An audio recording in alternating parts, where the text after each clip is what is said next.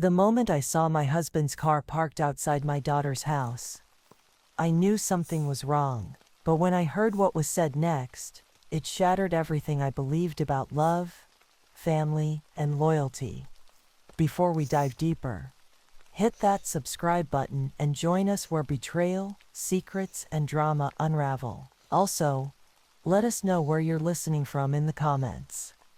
I had no intention of going there, no intention of driving by, even though the house wasn't far, just a few blocks away. It had been a while since I last saw her, but I knew she was settled there. I knew her life was busy. She was grown now, with a husband, a home of her own, the things I had once dreamed of for her. But when I turned that corner, there it was, her house, just ahead. My heart began to beat faster, though I could not tell you why. I never meant to stop. Yet somehow my hands guided the wheel toward the curb. My foot gently eased the car to a halt, almost as if it were the natural thing to do. I don't know what I was expecting. Maybe just a glimpse of her, maybe a sign, a spark of recognition or connection, something warm to remind me that I wasn't forgotten. But as I looked toward her house, something caught my eye.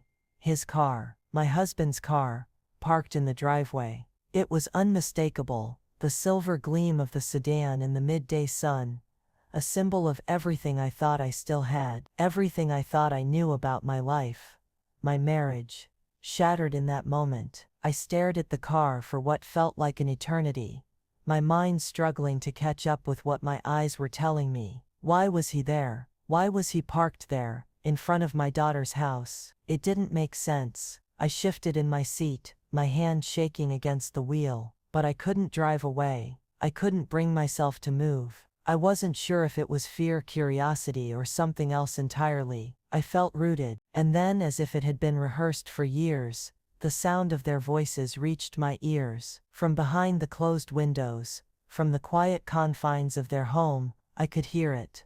Laughter, the kind of laughter I had not heard in my own house for months, no, for years. It was the kind of laughter that only came when two people were more than just comfortable with one another. Two people who didn't have to try. Two people who didn't need to pretend. My husband and my daughter. The realization hit me like a freight train. The world felt like it was spinning too fast, and I couldn't catch up. My heart sank into the pit of my stomach. I turned away. I had no choice. I couldn't sit there anymore. Couldn't bear to watch them through the glass. Couldn't hear the sound of their shared connection, their bond that I wasn't part of. I drove away, but the weight of it, of what I had just learned, of what had just been confirmed, suffocated me. What had I just heard? What had I just witnessed? A small part of me wanted to believe I had misheard, that it was just a coincidence, but the truth was there, clear and undeniable, echoing in my ears as I drove away. My husband was no longer just my husband. I couldn't face the truth. I couldn't face the betrayal, but I had to. And so I drove. I drove until I couldn't anymore. My hands were clammy, my chest tight, but the tears wouldn't come. Not yet. Not now. I couldn't bring myself to look back, but I knew that nothing would ever be the same again. Not for me, not for us. And what I had just heard, that was only the beginning. I sat in the car for what felt like hours, but in reality it was only a few minutes. Minutes that stretched out, taunting me with their silence. I had driven far enough to get away from the house.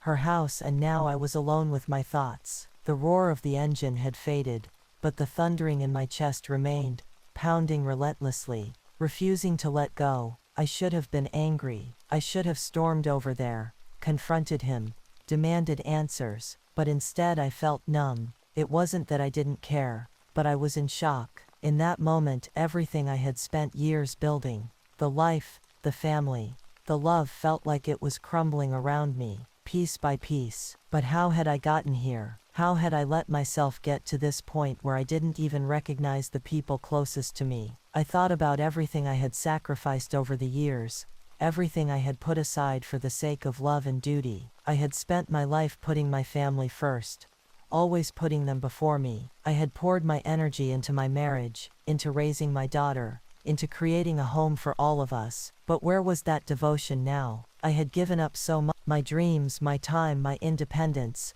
just to make sure that their needs were met. I was a wife, a mother, a caretaker, never a person. I had forgotten what it was like to be just me, the woman I used to be before I became their everything. There was a time when things were different. When I met Henry, I was in my 20s. He was everything I could have wanted: charming, successful, caring, and so eager to make me his. We had our struggles, but like any young couple, we worked through them. We built our lives from the ground up, the kind of love that felt like it could withstand anything. I thought I was lucky, blessed even. He was my partner, my best friend, but somewhere along the way, that love changed. When Emily was born, I thought I had it all: my family, my perfect little girl. I remember those early years, when she would reach up to me with her tiny hands and call me mommy with such pure adoration. I was everything to her. It was the happiest time of my life, and in those moments, I truly believed that we were untouchable. But as she grew older,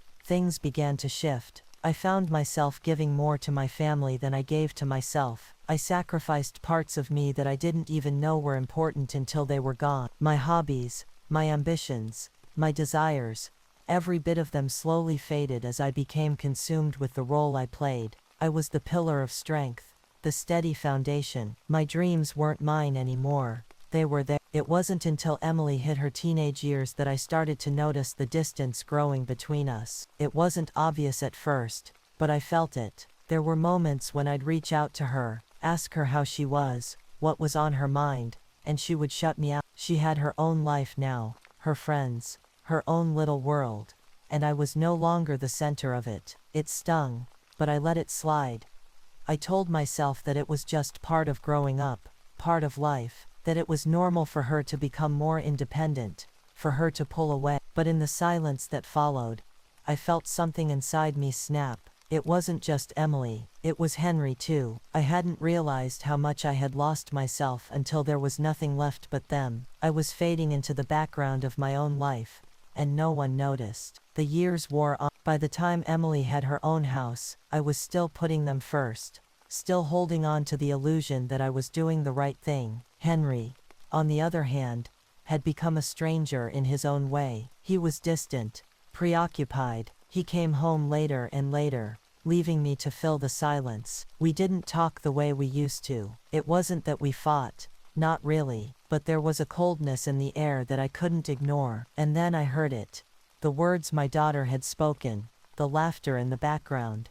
It all clicked into place. Henry wasn't just slipping away emotionally, he was slipping away physically too. And somehow, in the quiet hours when I wasn't looking, he had slipped into her world. My world had become a fragile thread, barely holding on. I tried to hold it together. I wanted to believe that it was all a misunderstanding, that there was an explanation. I thought I could ask him, talk to him, maybe even fix things. But something told me that the damage had already been done. He had already made his choice, and now so had I. I wasn't going to let him break me. I had already spent too many years losing pieces of myself. I had given up so much for them, but I couldn't give up who I was any longer. No one had ever asked me what I needed, what I wanted. I had been invisible in my own home for so long that I didn't know how to reclaim my life. But I was going to find a way. I had to. The rage inside me was building, the hurt turning into something darker, more powerful. The desire for revenge,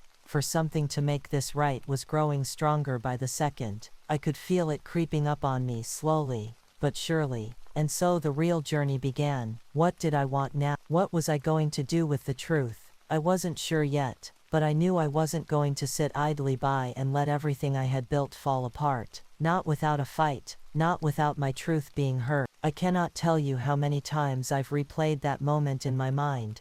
The sound of their laughter, the sight of his car in her driveway. It all comes crashing back, over and over, until I cannot escape it. The anger is alive inside me, a fire burning its way through my veins, demanding to be fed. But then there is something else, a voice that tries to quiet the fire, whispering that revenge isn't the answer, that this will only make me more like him, that I'm no better than the man who betrayed me. It's funny how quickly one can go from being the victim to questioning their own actions. Is this really who I want to become? A person who seeks vengeance, a person willing to destroy everything for the sake of a momentary satisfaction. I sit in the car, parked in front of my daughter's house, and I let the silence of the world around me wash over me. It feels like I'm drowning in the weight of everything. The decision to confront him, to face the truth, to do something about it. It all feels so fine. It feels like there is no going back once I take that step. I don't know if I'm ready for this. When I think about the life we've built, the sacrifices I made, it feels like I've given up everything for nothing. I was always the good wife, always the devoted mother. I stayed home when I could have worked. I put my dreams aside to care for a family that seemed to take me for granted. I loved him, loved her. More than anything, I loved them so much that I lost myself in the process. I think of the early years when I was so young and naive, when Henry looked at me like I was the only woman in the world. We were partners in every sense of the word. We had big dreams, plans for the future that felt solid, that felt right. But now everything feels like a lie. And as I sit here staring at that house, staring at my daughter's life, I feel the weight of the years of betrayal, of love lost, of words never spoken. The thoughts consume me. I thought I could forgive him. I thought I could move on, and maybe we could rebuild. But now I see it all so clearly. What would forgiveness even look like now? How could I ever look at him the same way again, knowing that while I was home waiting for him, waiting for his love, he was there, with her? How do I even begin to process the realization that my daughter has been complicit in this, that she is a part of this betrayal? The secret that's been hidden in plain sight. The anger comes back again, stronger than before, like a tidal wave crashing against the shore. But just beneath it, there is something else, something darker, something more dangerous. I could end it all. I could confront him, spill every truth, every piece of my soul. I could destroy him, expose him for the fraud he is, and rip away the mask that he's worn for so long. There is a part of me that needs to take control of the situation, to take the power back that he's taken from me. But then I think about Emily. What would this do to her? What if she hates me for it? What if I lose her too? What if my revenge is a poison that ruins the only thing I have left? The only piece of love and connection that hasn't yet been tainted. The guilt settles into the pit of my stomach. How can I justify this? How can I do this to him, to her, to myself? The conflict swells, and I feel torn apart in a way I cannot describe. My heart says one thing: take back what's yours, destroy him, make him feel the pain I've felt for years. But my mind says something else. Remember who you are. Remember the woman you used to be, the woman who would never stoop so low. There are no easy answers. I could walk away. I could take a step back and breathe. Let it all go and just move on. I could go home. Go back to my life. To the comfort of what's familiar. Even though it feels like a lie. Even though it feels like a betrayal to myself. But as I sit here, the weight of the years presses down on me. The choice has already been. My mind keeps returning to the same question. What kind of woman am I now? What will this make me, if I decide to go through with it? I look at my hands, at the trembling fingers gripping the steering wheel. This is the moment I'll remember. This is the moment when I could choose to walk away, or choose to burn everything down. I don't know yet what I'll do, but I do know one thing for certain. I'm not the same woman I was when I drove here, and whatever happens next, I can't turn back. The days pass, but the weight of what I heard, what I saw doesn't fade. If anything, it grows heavier. I find myself lost in the haze of my thoughts, drifting through the motions of life, barely able to focus on anything but the decision hanging over me. I still haven't confronted him. I haven't said a word. Every time I think about calling him, confronting him, I feel like I'm standing on the edge of a cliff, looking down at a fall that will change everything. It's as if in that one moment, I could lose everything I've spent years building. But the anger, the betrayal, it eats at me. Every night I lie in bed, staring at the ceiling, the weight of it all crushing me. I can hear their laughter in my head, feel the heat of that moment when I drove past her house, the anger, the ache in my chest. I wonder how much longer I can live like this, suspended in this state of limbo. The uncertainty gnaws at me, the knowledge that I have the power to change everything. Yet I hold back. But then there's a small part of me that whispers doubt. What if I'm wrong? What if I've misunderstood the situation? What if I confront him and I'm the one who's wrong? What if I ruin everything without even knowing the whole story? I'm not sure I can bear the weight of that guilt, either. I try to distract myself. I go to work. I meet friends for coffee. I visit my mother. I keep busy, pushing the thoughts away, pretending like everything is fine, but it's not fine. It's a lie. A mask I wear for the sake of my own sanity. Every interaction feels hollow. Every conversation feels forced. I'm not present anymore. I'm not the woman I was before this betrayal. Before I saw that car in the driveway, I still haven't told Emily. The thought of telling her, of what she would think of me, what she would think of her father paralyzes me. She's my daughter, my only child. The love we shared, was it real? Was it ever real? Or had I just been blind to the cracks forming in our relationship? The quiet tension between us. I wonder what she knows, what she's seen, what she's heard.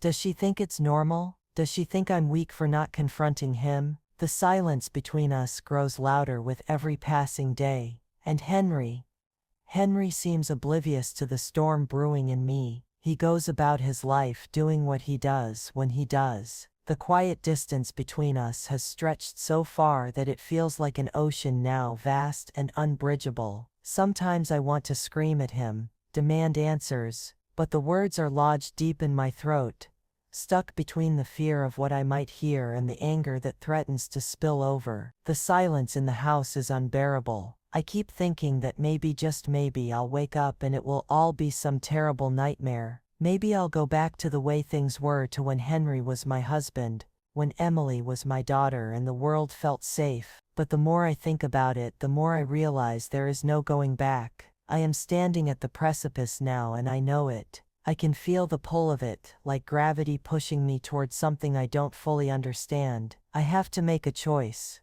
The choice isn't whether to confront him. The choice is whether I will keep pretending, whether I'll keep hiding in this quiet, suffocating lie, or whether I'll let the truth out, regardless of the cost. But with every passing day, the weight of it grows heavier. I feel the walls closing in, the pressure building inside of me. The thought of what will happen after the confrontation terrifies me. Will Emily understand? Will she turn against me? Will Henry? Will we all be irrevocably changed, irreparably broken? I start to question myself more. I wonder if I'm becoming the villain in my own story. The rage that I feel, the need for retribution.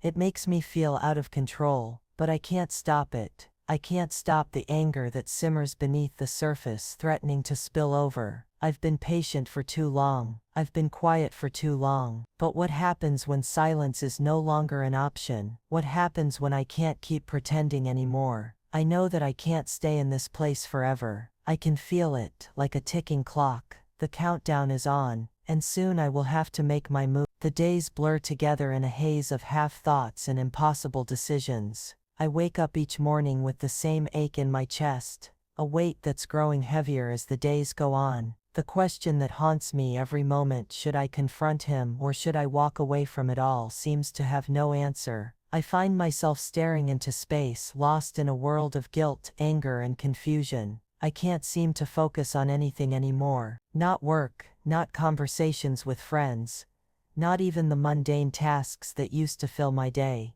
My life has become a quiet storm, a series of half-finished actions where everything feels unfinished, hanging in the air like something I can't quite grasp. I'm constantly on the edge, a breath away from falling into something I know will change everything. But I can't seem to take that final step. I still haven't confronted him. Every time I get close to making that call, my heart starts racing, my palms get sweaty, and I feel the overwhelming urge to pull back. It's as if there's an invisible wall between us, one that has grown too high to climb. I'm afraid of what will happen when I finally face him. Afraid of the consequences, of how this will shatter everything I've ever known. I've spent years pretending, living in a world where I thought we were fine, that nothing would ever change. Now I wonder if the whole foundation was cracked the moment I stopped paying attention. And then there's Emily. Every time I think about confronting Henry, I think about her. The fear of how this will affect her gnaws at my insides. She's my daughter,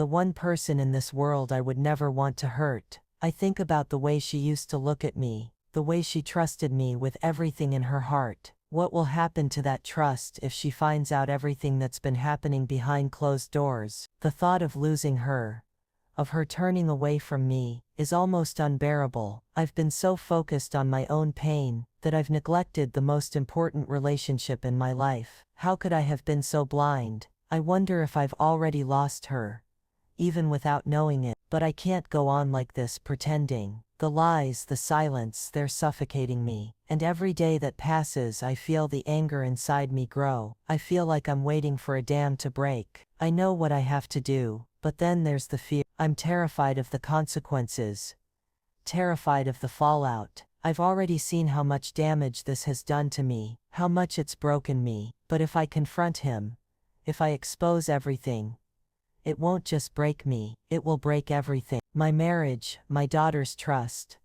the fragile piece I've clung to for so long. I wish I could stop. I wish I could find a way to let it all go, to walk away from the pain and pretend that none of this matters. But it does matter. It matters more than anything I've ever known. The truth has become a force inside me, pushing me towards something I can't escape. I can't ignore it any longer.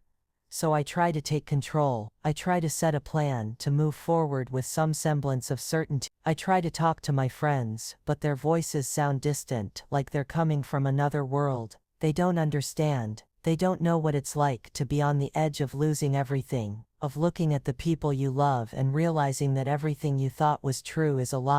I can see it now, clearly. The tension between us, the strain in our marriage, it was there all along, hidden beneath the surface, unnoticed by me until it was too late. The lies we tell ourselves are the hardest to face. They sneak up on you slowly, subtly, until they've taken over your life and you don't even realize it until it's too late.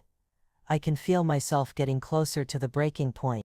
Every phone call, every text from him, feels like a thread pulling me back into a web I'm desperately trying to escape. There's no room left for doubt. There's no room left for hesitation. I've been living in a lie for too long. Now I have to face the truth, no matter how painful it is. But I don't know if I'm ready to confront it.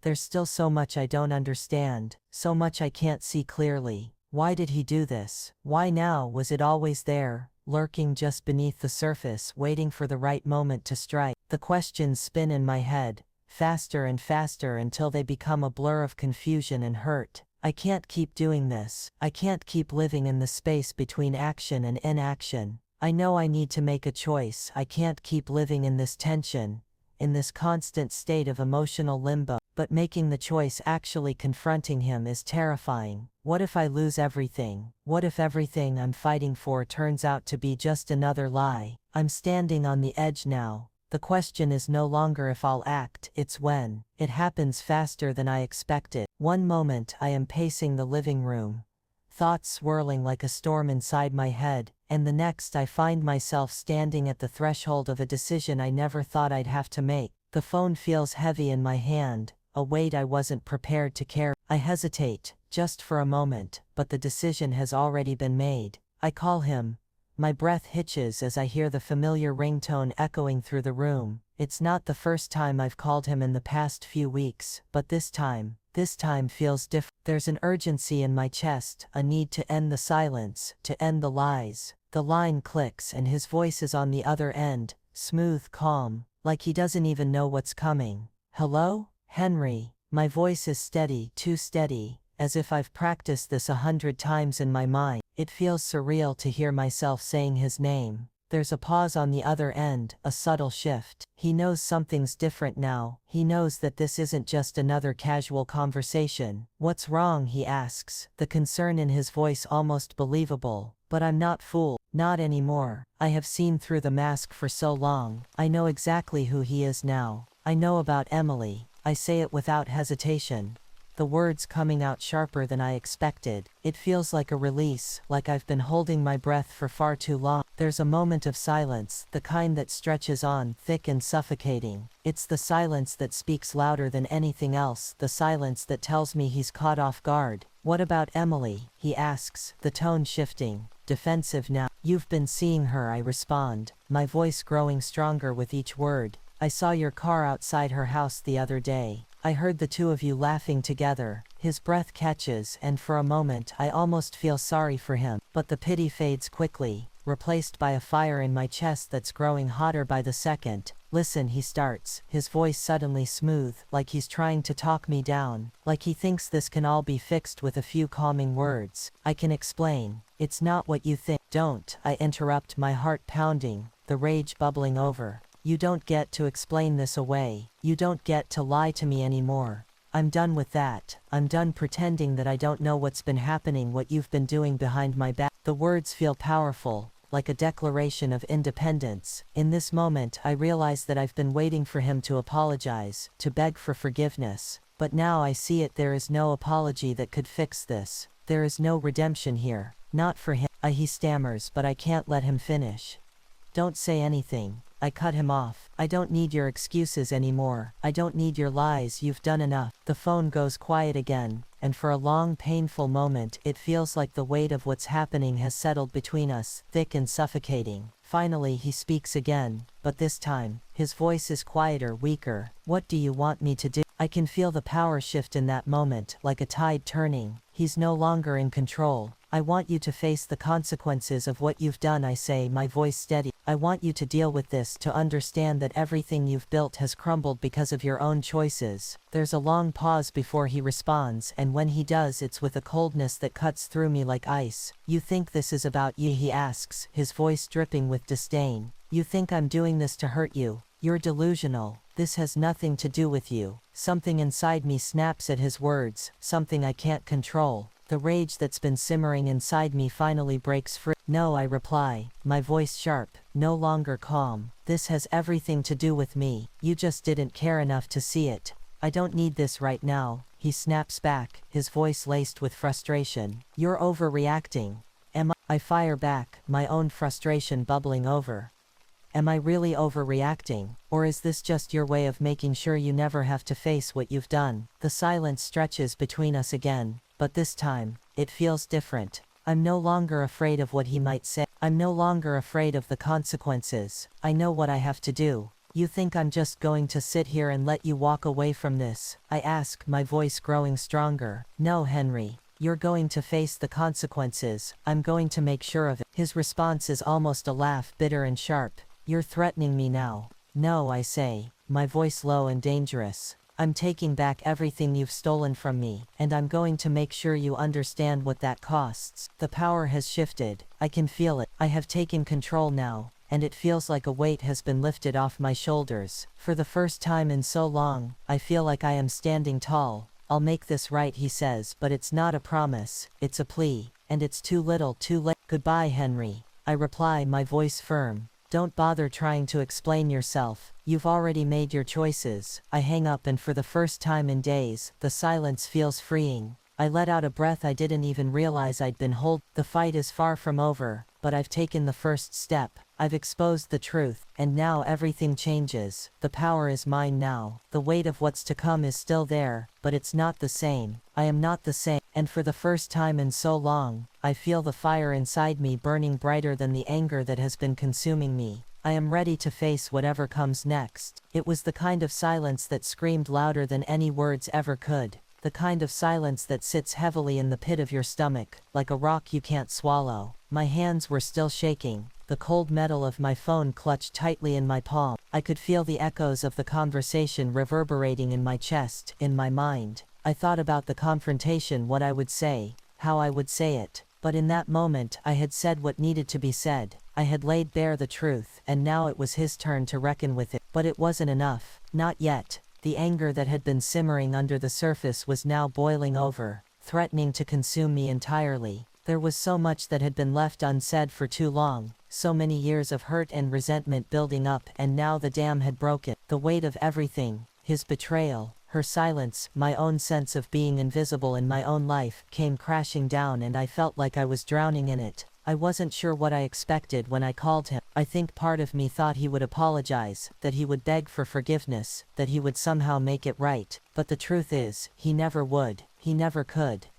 And that's when I realized, it wasn't about him anymore. I had spent so many years waiting for him to change, for him to see me, for him to acknowledge the love I had given him, but he never did, and now I had to accept that. I had to stop waiting for him to apologize, stop hoping for something that wasn't ever going to happen. I had to move forward, but it didn't make it easier. The hours after the call felt like an eternity. I paced the house, my mind racing with everything that had just happened. I could hear his voice in my head, still trying to convince me that everything he did was justified. But I knew better now. The lies were unraveling, and I couldn't pretend anymore. I thought of Emily. I thought of the trust I had placed in her, the hope that she would always be there for me, always stand by me, and now it felt like that trust had been shattered too. I didn't know how to face her, how to tell her everything, how to make her understand that I wasn't the one who had failed her. It was him. It was always him. But how could I ever explain this to her? How could I ever make her see the truth, when I wasn't even sure how to make sense of it myself? I needed answers, but not from him.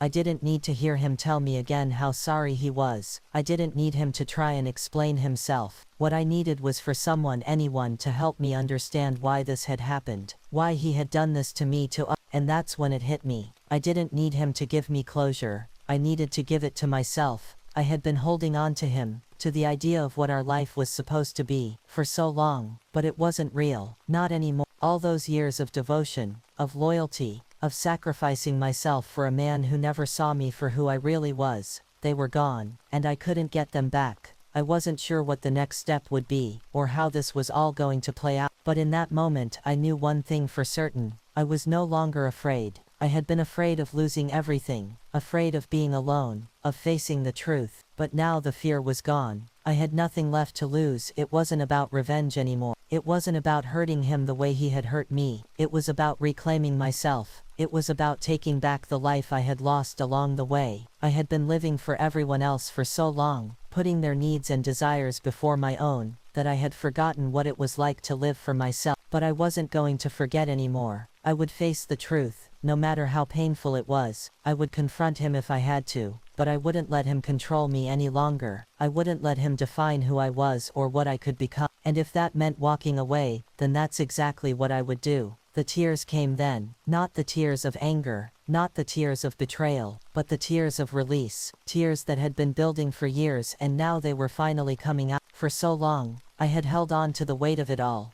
trying to carry the burden on my own, but I didn't have to anymore. I didn't have to do this alone. I let the tears fall, not out of weakness, but out of strength, because for the first time in a long time, I knew who I was again, and I knew that, no matter what came next, I would survive. I would be okay. And Henry, well, he would have to face the consequences of his own actions. I had already made peace with the fact that there would be no apology, no redemption, but that didn't matter anymore. I had taken back my power. It's strange how quickly things change when you least expect it. The world feels like it's moving on while I stand still, unsure of where to go next. In the days that follow the confrontation, I hold on to the belief that I'm stronger now, that I've reclaimed my life, my power. But then just as I start to believe I've figured it all out, the ground beneath me shifts again. It happens when I least expect it. An unexpected message, a piece of information I wasn't prepared for. At first I think it's nothing, a coincidence, a misunderstanding, but when I look closer, when I really read the message, something inside me freezes. The twist I never saw coming. It's from a number I don't recognize, a name I don't remember hearing. It's brief, almost cryptic. I think you should know Emily is not as innocent as you think. It's not just Henry. There's more to the story. I stare at the words, my heart pounding in my chest. The message sits in front of me like a grenade, waiting to explode, and I can't bring myself to read the rest of it. What more is there? What could I have possibly missed? I don't want to believe it. I don't want to entertain the idea that my daughter, my own daughter, could be involved in this, could have known more than she let on. But the seed of doubt is planted, and I can't ignore it. It gnaws at me, relentless, until I find myself picking up the phone and dialing the number. The message didn't include a name, but something tells me this isn't some random tip-off. This is someone who knows something I don't. The phone rings, each second feeling like an eternity. I don't know who's on the other end, and I'm almost afraid to find out. When the line clicks and a voice answers, It's not what I expect. It's calm, even casual, as if this conversation is nothing new. But the voice, it's a stranger's voice. You don't know me, the voice says, its tone so neutral it's unsettling. But I know you, and I think you should hear the rest of the story before you make any more decisions. I feel my heart race in my chest, the adrenaline surging through me like fire. My mouth feels dry. I struggle to find words, but when I do, they come out harsh, desperate. Who are you? What do you mean the rest of the story? What are you talking about? The voice sighs, as if this is the part they've been dreading. I'm not trying to make you angry, the voice continues, but the truth is, there's something you missed, something you didn't know. I know about Emily. I know what she's been doing. I don't breathe. I don't move. I just listen. The world around me fading to a dull hum. What could this person possibly know? What could they tell me that would change everything? Emily has been seeing someone, the voice says. Someone you wouldn't expect. The words hit me like a punch to the gut, and I almost dropped the phone. I don't know what to say, how to process what I'm hearing. My daughter, involved with someone I wouldn't expect. I can feel the blood draining from my face. Who could it be? What does this mean? How far does this go? Who is it? I ask, my voice trembling. Who's she seeing? The voice pauses, and for a long moment, I think they're going to hang up, to leave me dangling in this abyss of unanswered questions. But then, slowly, the voice continues. It's someone close, someone you trust, someone you never thought would hurt you. The words hang in the air, but it feels like the ground has cracked beneath me. I don't understand. It doesn't make sense. My mind races to Henry. Could it be? Was he the one? Had he been manipulating both of us this whole time, using his power over me to manipulate Emily as well? But the voice has more to say.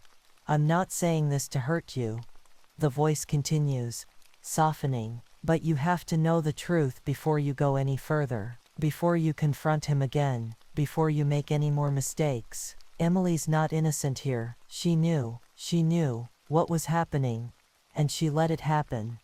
I can't breathe. My mind is spinning, my stomach twisting with something I can't name. The reality of it settles in like cold water running down my spine. This isn't just about Henry anymore. This is about Emily too. The voice on the other end goes quiet, giving me a moment to absorb the bombshell they just dropped. But there's no time for reflection. My thoughts are spinning.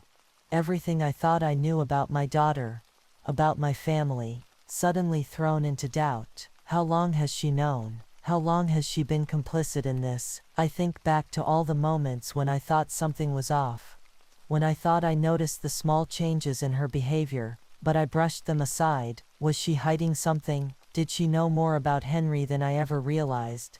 And then something else dawns on me. This isn't just a twist. This is a revelation, a bombshell that if I'm not careful will ruin everything I've worked for, everything I've built. The truth has become a weapon, and I don't know how to defend myself anymore. I'm not sure I can trust anyone anymore. I need proof, I say, my voice steady despite the panic building inside me. I need to know what you're talking about. I need to know the truth. The voice on the other end chuckles low and quiet before saying one last thing. I think you already know the truth, but if you need proof, I'll make sure you get it. But be careful, because once you see it, there's no going back.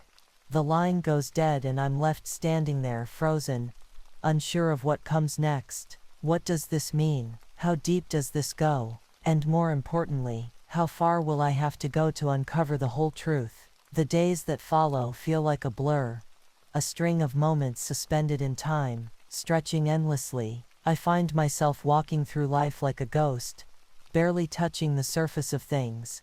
The conversation with that stranger has twisted everything, but nothing feels real anymore. I keep replaying the words in my mind, hearing them echo in the silence. Emily knew.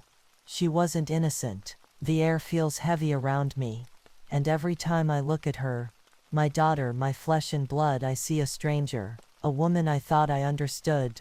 But now, there is a deep invisible gap between us. I want to reach out to talk to her, to ask her what's been going on, but I don't know how to begin. I don't know how to tear down this wall that's been built between us, a wall made of lies and secrets. The thought of confronting her is terrifying, but it's a confrontation I can no longer avoid. She is the key to understanding everything, to unraveling the truth about my marriage, about my family. But how do I face her? How do I bring up the things I've heard, the things that have shaken me to my core? For days I've been drowning in silence, unable to speak, unable to move forward. The guilt and anger I feel are almost suffocating, choking the life out of me. But at the same time, there's something else, a strange sense of relief, because I know the truth now, and truth, as painful as it is freeing. It's the only thing that's been keeping me grounded these past few days. The pain of the betrayal,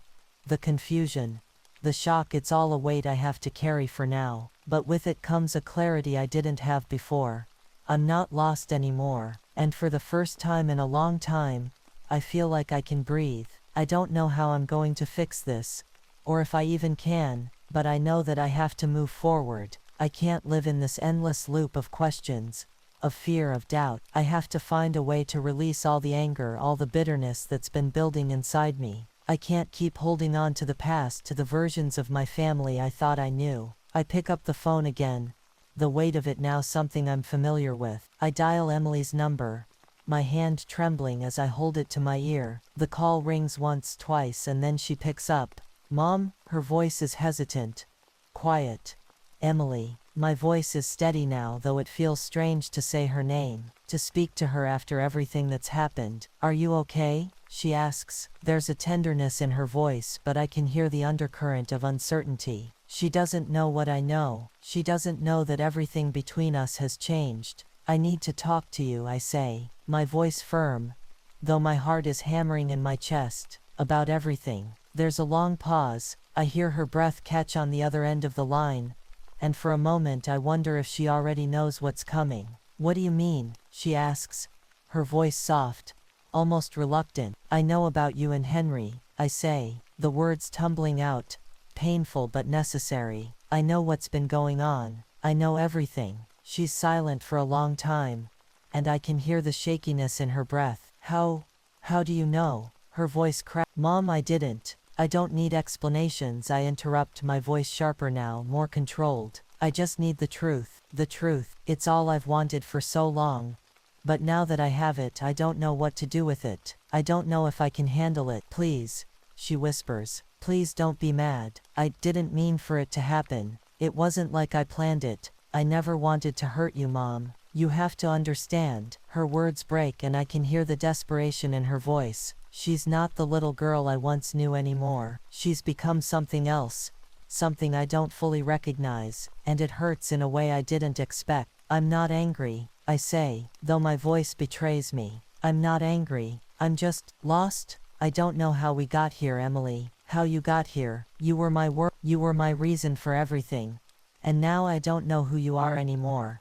The words hit harder than I imagined. Saying them out loud is like pulling off a bandage from a wound I thought had healed long ago. It feels raw and exposed, but in some strange way it's also freeing. I'm sorry, Mom, she says, her voice breaking. I never meant to hurt you, I swear. I can hear her crying now, the sound of it tearing at me, pulling at something deep inside of me, but I don't know how to comfort her. Not now, not after everything. I need time, Emily, I say, my voice softer now but still distant. I need time to figure this out. I don't know what to think, what to feel anymore. And then for the first time in days I let myself feel something else, something that has been buried under all the anger, all the fear, a deep sense of relief.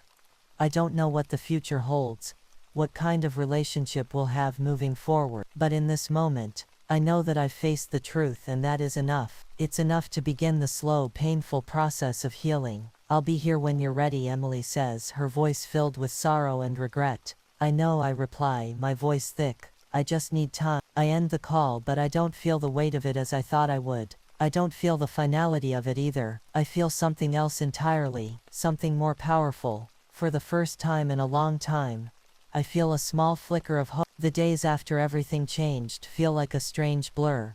Part dream, part reality. It's as if I've stepped into a new life, a life I never imagined I would live, yet one that feels more real than anything I've known in years. I walk through my days with the quiet understanding that nothing will ever be the same, but that's not necessarily a bad thing. The air feels different now, lighter, even though the shadows of the past still linger in the corners of my mind, but I don't fear them anymore. The truth has become my guide, and even in its harshness, it has given me something I didn't realize I was missing: a sense of power, the power to choose how I live, how I heal, and what I make of the life I've been given. I look at myself in the mirror each morning, and I see someone I didn't recognize before, someone strong, someone who has weathered storms and come out the other side, not unscathed but not broken. I've rebuilt myself, piece by piece, and though there are cracks, they've become part of my story. I am not the woman I was before everything collapsed,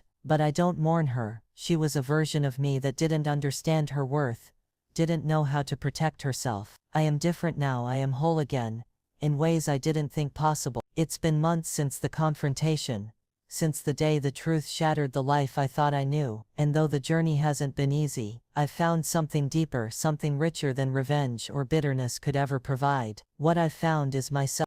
There are days when I still feel the weight of everything I've lost, moments with Henry, memories of when we thought we were happy, the laughter that used to fill the house, the dreams we built together. They haunt me sometimes in the quiet moments when I least expect, but I no longer feel like I'm drowning in the past. I've let go of the need for him to fix it, for him to make me whole again. The truth, painful as it is, has given me something far more valuable: freedom. It's strange, but in some ways Emily's absence feels more permanent than Henry's betrayal. The distance between us is vast, not just physically but emotionally. We talk sometimes, but it's different. She's no longer the little girl who ran to me with open arms. She's someone else now, and I don't know how to reach her. I don't know how to bridge the gap between us, but I know something else, something important. I'm not responsible for her actions. I can't carry the weight of her choices on my shoulders. What she chooses to do with her life is hers to decide. All I can do is stand here, as the woman I've become, and hope that she will find her way back to me. I'll be here when she's ready, but I will not wait in silence any longer. I've reclaimed my voice, my power, and my dignity. I will not shrink back into the shadows of someone else's life. I am not a victim, and I will not live as one. I've learned that forgiveness isn't about erasing the past, or pretending that it never happened. It's about releasing the hold that the pain has over you. It's about taking back your peace, your strength, and your sense of self. I don't know if I'll ever forgive Henry for what he did. I don't know if I'll ever understand the choices he made, but I don't need to. I've forgiven myself for letting it go on for so long, for allowing myself to believe the lie, and that, I think, is the most important thing I've learned. Letting go of the need for validation from others, letting go of the belief that I am only worthy if others see me a certain way. I am enough just as I am. There are still days when I question everything, days when I wonder if I made the right choices, if I did enough to save my family. But then I remember something that's become a mantra for me in these past few months. I cannot change the past. I can only move forward. I can only live for myself now, and that is enough. I stand here, in the quiet of my own space, and I realize that I've found something I thought I'd lost forever: peace. Peace within myself, peace with my choices, and peace with the woman I have become. The path ahead may not always be clear, but I know now that I will walk it with my head held high, with dignity and strength. I will not hide from my truth, no matter how difficult it may be. I am not broken, I am not lost, and I am no longer afraid. My name is Caroline Morgan, and I am ready to live my truth. Betrayal changes you. It forces you to face the parts of yourself you'd rather ignore, but in the ashes of what's lost, you find strength you never knew you had. And sometimes the most painful lesson is the one that teaches you how to rebuild from the wreckage of your past. I've learned that healing isn't about forgetting, it's about choosing to move forward, no matter how hard the truth is. Here at RL's Circle, your story matters too. Don't forget to hit that subscribe button, there's so much more to uncover. Now, tell me this. When the people closest to you betray your trust, do you forgive them or do you walk away for good? I want to hear your thoughts in the comments below.